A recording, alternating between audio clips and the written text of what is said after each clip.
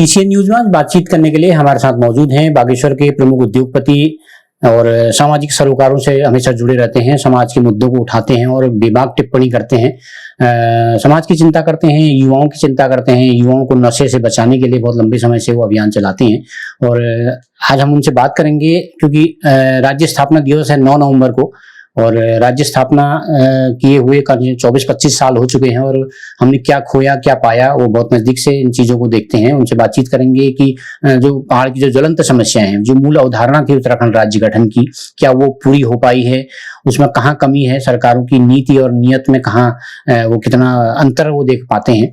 पहले तो कितवाल जी आपका स्वागत है हमारे चैनल में। बहुत बहुत सीसीएन के माध्यम से पूरे राज्य वालों को और बागेश्वर जनपद वालों को 24 वर्ष राज्य के हो गए और 25वां साल लगेगा, इसके लिए मैं बहुत बहुत बधाई देता हूँ। सर, मैं आपसे पहला सवाल ये जानना चाह रहा था कि राज्य गठन की जो मूल अवधारणा थी उसमें सबसे बड़ा एक सवाल यही था कि पलायन को कैसे रोका जाए। गांव हमारे तब खाली हो रहे थे। आंदोलन की जब बात उठी थी उसमें यही हुआ था कि लखनऊ से हमारी नीतियां बनती हैं, हमारी नीतियां जो है उत्तराखंड में बैठ के बनेंगी तो शायद हम बढ़िया नीति बना पाएंगे और पलायन को रोक पाएंगे। लेकिन हाल के वर्षों में देखा पलायन बढ़ा है। आप कैसे देखते हैं और क्या सुझाव सरकार को देना चाहेंगे आप? धन्यवाद, बहुत अच्छी बात आपने की।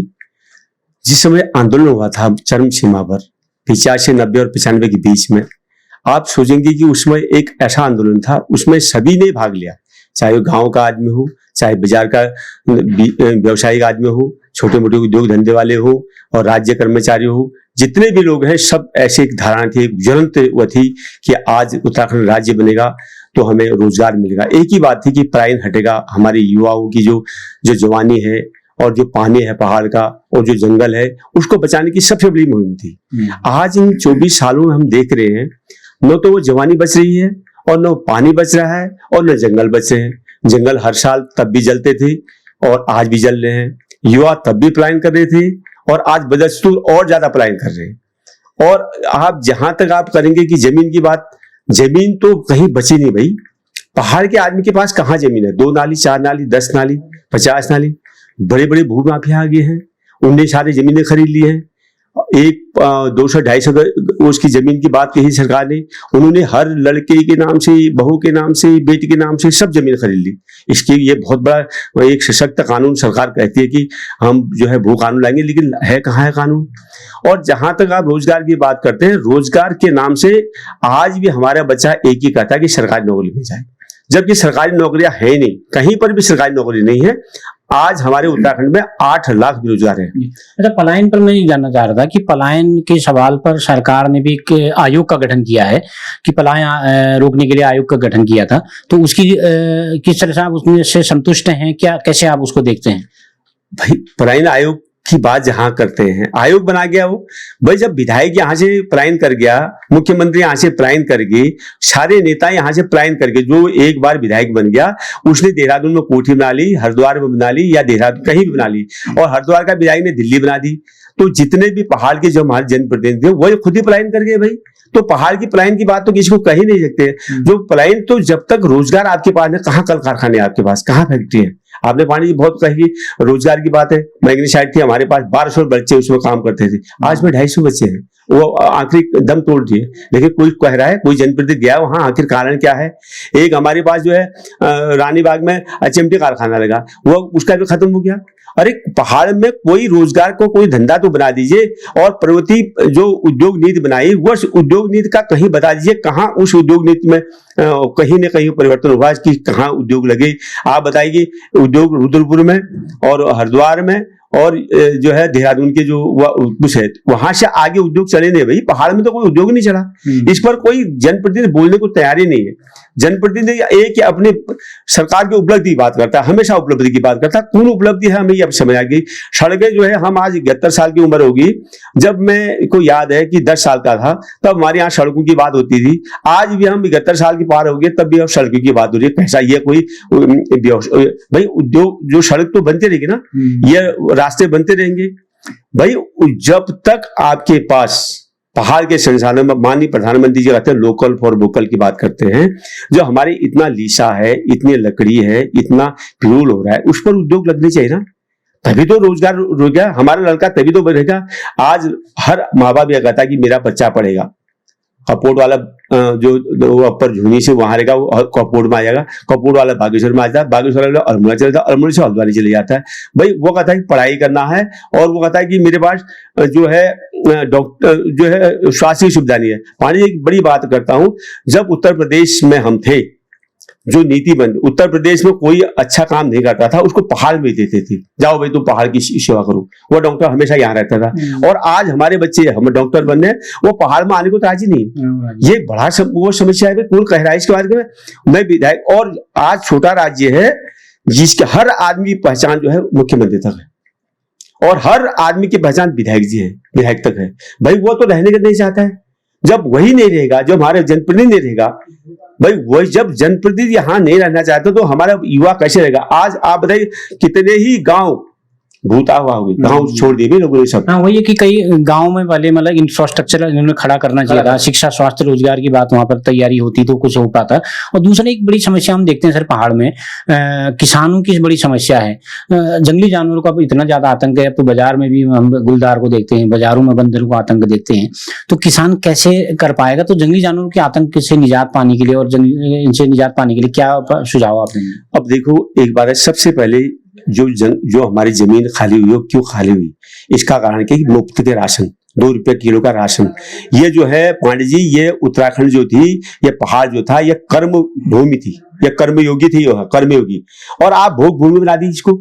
भाई लोगों ने गांव में खेती कर, भाई जो उसको 2 रुपए किलो राशन मिल गया, उसको राशन में अब खेतों में क्यों जाएगा। हमारे माँ बाप तो खेती करते रहे ना, और हम वो उन्होंने उसी में सब कुछ किया। जब हमारा आदमी गांव में खेती में जाता तो बंदर अपने आप भाग जाते। आज भाई एक क्लस्टर बनाते, ये कितनी बात कर दी, कभी कहेंगे हम बाढ़ लगा रहे हैं, कभी कहते हैं हम कांटे की तार लगा रहे हैं, कभी कहते हैं हम चारों तरफ से वो शुअर को रोकने के लिए बाढ़। अरे इनकी कोई योजना तो कर दो। कभी कहेंगे वैद्याकरण कर रहे हैं, कभी कह रहे हैं मथुरा से बंदर को पकड़ के ला रहे हैं। आप बंदर का आतंक हो गया, ठीक करे। गांव वाले भी कहते हैं यार जब कोई समाधान ही नहीं है, लोग इतनी मेहनत करते हैं और बंदर खा जाता है, लेकिन सरकार के पास कोई नीति तो बना दो। इन 24 साल में कोई तो कह दे कि यार हमने बंदर के लिए ये नीति बनाई, कोई नीति बनाई। आज जंगली जानवर घर ही मार रहे हैं, आज इतने बाघ का इतना आतंक हो गया, आज जितने भी आतंक हो गया मनुष्य के जो है उसको आप मार नहीं सकते। और वो मनुष्य को मार जाए कोई बात नहीं, वो 6 लाख रुपया 2 लाख रुपया दे देंगे, वो इतनी सीधी समझेंगे, वो अपना वाहवाही समझेंगे। अरे तुम्हारी वाहवाही करने से थोड़ी का तुम पर्टिकुलर वो सोचे ना।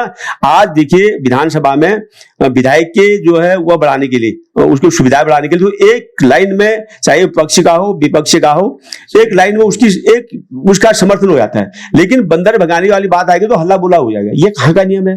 और दुख तो इस बात का होता है कि आज पूर्व विधायक, पूर्व मंत्री, पूर्व मुख्यमंत्री भी कहता कि विकास नहीं हो रहा है। अरे मुझे ताजुब होता है भाई, जब आप सत्ता में थे क्या आपने को तो पता नहीं था कि विकास नहीं हो रहा करके। देखो कितना गहराई बात है भाई। वो कह रहा है कि विकास हुआ, इसका मतलब वो कह रहा है कि विकास होता है, इसका विकास हो कहा रहा है अभी। एक सड़कें तुम्हारी बन रही है और एक वो जो है रास्ते बन रहे हैं वो गांव में, और पानी गांव में रास्ते ऐसे बन रहे हैं। विधायक निधि भी उसी में है, सांसद निधि भी उसी में है, और जिला पंचायत की नीति भी उसी में है, और ब्लॉक प्रमुख की नीति भी उसी में है। जितने नीति है उसी रास्ते में चली गई भाई, उसी रास्ते में। और आज देखो स्कूल की क्या हाल है, स्कूल में छात्र नहीं है भाई, कहीं पर देखिए स्कूल में छात्र नहीं है, सारे लोग प्राइवेट हो गए। कारण क्या है, कोई अगर शिक्षा भी तो हमारी शिक्षा क्या हो रही है हमें तो कुछ पता नहीं है कि केवल राष्ट्रपति पुरस्कार पाने के लिए शिक्षा काम कर रहा है अभी, वो कहाँ कर रहा है। ये तो बड़ा ताजुब की बात है।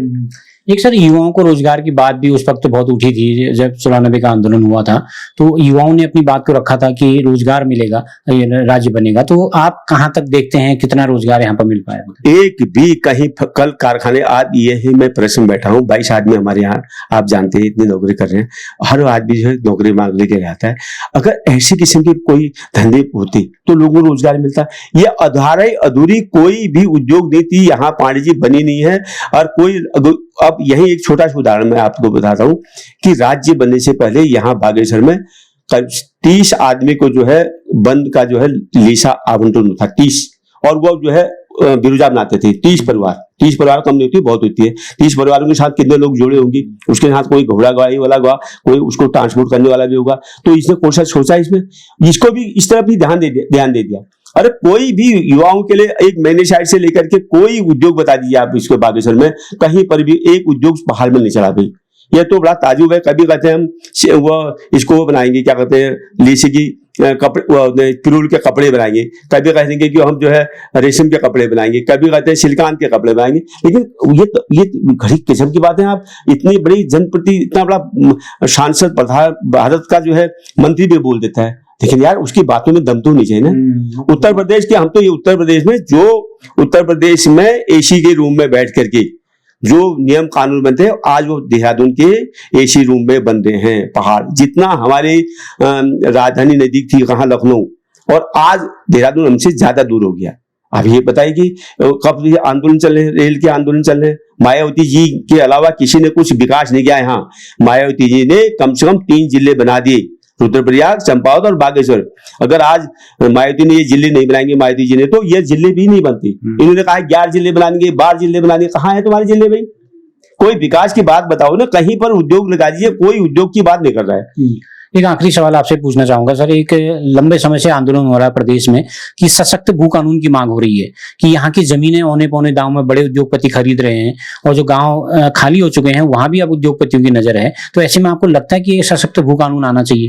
बिल्कुल, इतना भू कानून, ऐसा सशक्त भू कानून आना चाहिए, और जिसने गलत जमीन खरीदी उसकी जमीन भी वापस होनी चाहिए। हम तो बिल्कुल समझ से ये कहते हैं। और जिसने जिस प्रयोजन के लिए जमीन खरीदी है भाई, अगर उसने उद्योग लगाने के लिए जमीन खरीदी है, अगर हमारे लोगों को रोजगार मिला है तब तो सही बात है। अगर उद्योग लगा के अपने निजी संपत्ति उसमें अपना रहा है, वो उसका जमीन का निरसन होना चाहिए। और एक इसमें भू कानून की बात हम कर रहे हैं, जो हमारे वर्षों से यहाँ पहाड़ में रहते हैं या पूरे उत्तराखंड में, पानी एक के बाद इसके बाद एक नाली जमीन है, 2 नाली जमीन है, कोई कहीं बैठ गया है, उसके 2 मुट्ठी 4 मुट्ठी जो भी सरकार की जमीन है उसको नहीं करेंगे। उसके नाम से उसको क्यों नहीं करोगे भाई तुम? भाई उसको नाम से करिए ना, उस भू कानून के अंदर उसको लाइए। वो बेचारा उसमें लाखों जिंदगी भर उसमें बैठा है, उसको कहाँ खदेड़ दोगे? उसके मकान तोड़ दोगे? क्यों तोड़ गए उसके मकान को? आज सुप्रीम कोर्ट भी करा है कि मतलब किसी के मकान को तोड़ने का अधिकार थोड़ी है तुमको, और हटा दो उसको। कहाँ हटाओगे तुम? भू कानून बिल्कुल आना चाहिए और ये आवाज भी उठनी चाहिए। और मैं तो सबसे बड़े युवाओं को एक ये भी कहना चाहता हूँ कि आंदोलन होते नहीं है भाई। कहाँ आंदोलन हो रहे हैं? आंदोलन नहीं हो रहे हैं बच्चे, वो खुश हो गए भाई, पता नहीं क्यों खुश हो गए राज्य बनने के बाद, और रोजगार कहीं है नहीं उनके पास।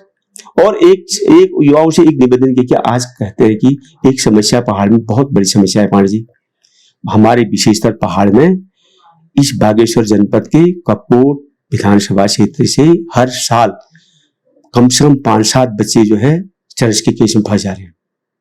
इस पर किसकी नजर है नहीं, और वो इतना बड़ा अपराध भी नहीं है। उसको तो एक अल्मोड़ा जेल नहीं होनी चाहिए, उसको सुधार गृह होनी चाहिए। उसके लिए आप उसको एक चरस के केस में अगर अल्मोड़ा जेल में भेज देंगे, 10 साल के बाद वो डॉक्टर इंजीनियर कोई बन के आएगा क्या? कोई कह सकता है? ये तो सबसे बड़ी समस्या है भाई आज।